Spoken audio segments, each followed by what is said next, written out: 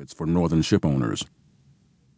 Slavery also earned huge profits for Southern plantation owners, thanks to Eli Whitney's cotton gin, invented in 1793. With the problem of processing the plant solved, the cotton industry grew rapidly, as did the need for slave field hands on the plantations. Significantly, 1793 was also the year Congress passed the first fugitive slave law, levying a $500 fine on anyone attempting to conceal or rescue an escaped slave. But this did nothing to stop slaves' resistance. By 1820, there had been over 250 slave revolts. The largest occurred in 1811, when a slave named Charles led 500 slaves in a revolt at the Andre sugar plantation north of New Orleans. After wounding Andre and killing his son, they seized arms and advanced down the coast, smashing and looting property. Terrified whites fled before them. In a battle with several hundred U.S. troops and militia, 83 slaves were killed. 16 were arrested, tried, and executed. Their heads were mounted on poles at intervals along the Mississippi River as a grim warning to all restless slaves. 2. There was now growing support in the North for solving the black problem by resettling free blacks in African colonies.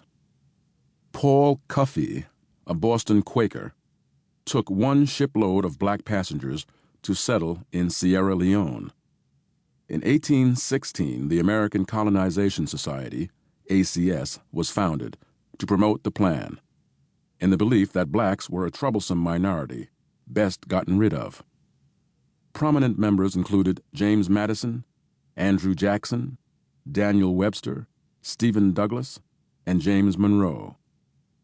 Congress supported the ACS, authorizing money to transport 20,000 free blacks to establish an African colony, which became Liberia.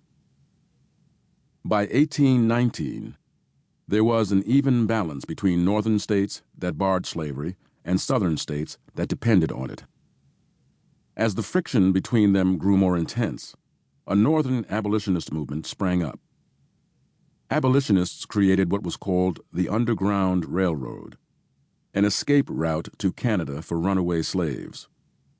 Escapees were hunted by slave catchers, who were paid bounties for each runaway captured. Despite these dangers, as many as 20,000 slaves escaped on the Underground Railroad before the Civil War. Some returned to the South to serve as guides for other escapees. The most famous of these was Harriet Tubman, who carried a $10,000 bounty for her capture, dead or alive. Meanwhile, the slave revolts continued.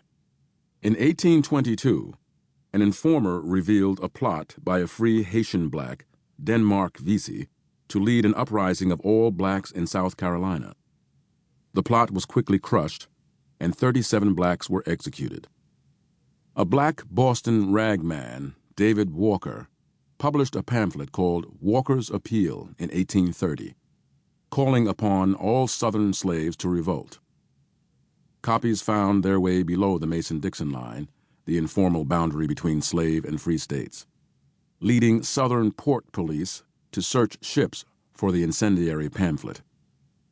Any black seaman found with one was jailed and flogged. 1 year later, fresh panic swept the South.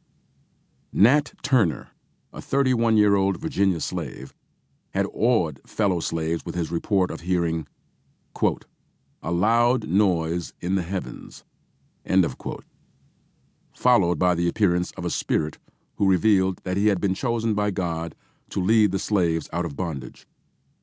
With his disciples, Turner plotted a swift and terrible massacre that would terrify whites into fleeing before them. He and 5 slaves murdered their sleeping master, his wife, and 3 children. Seizing guns and ammunition, they sped from plantation to plantation, gathering 64 more recruits. In each house the mob burst into, they assassinated all white occupants and seized muskets, axes, scythes, swords,